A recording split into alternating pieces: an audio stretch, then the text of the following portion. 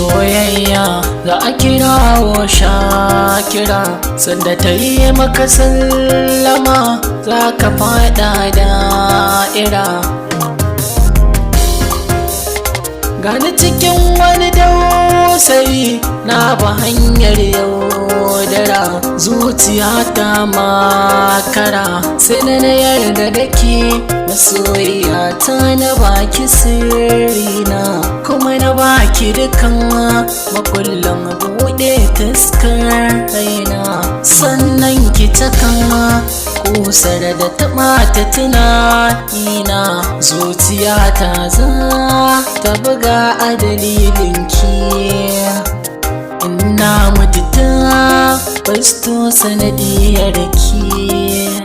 Na ji dai an ce so ga mai zai mai tambaya, tunda na amsa nake ta ɗauki mai kyan haliya, san kiyamin mamaya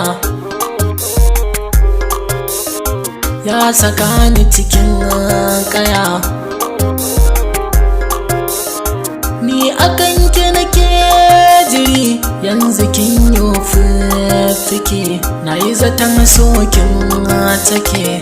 Na yarda da ke ban yi tunanin za ki guje ni ba, sai gashi kwakin min kawanya ya kisa yawa. Bai kamata a ce da yaudara za ki haka ba, agajin ki nake bida ki zo ki min tarba.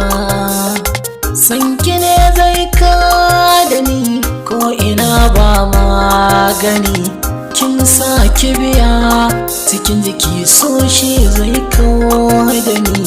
Dukkanin gurbin cutar jiki na ke ce sannadi, da fari dai kauna ne yau kira da munadina.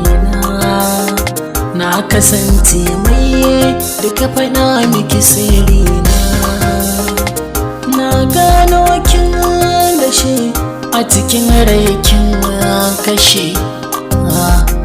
Kin sauya dukkan tunani daga ruhina, sunan ki nake ta bita mafarkina.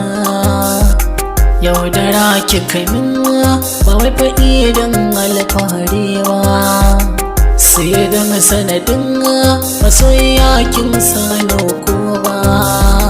San kiyasa razani kin hana min magani, ki sani na mutu za a kai na kushewa. Aya zuciya na yin bugu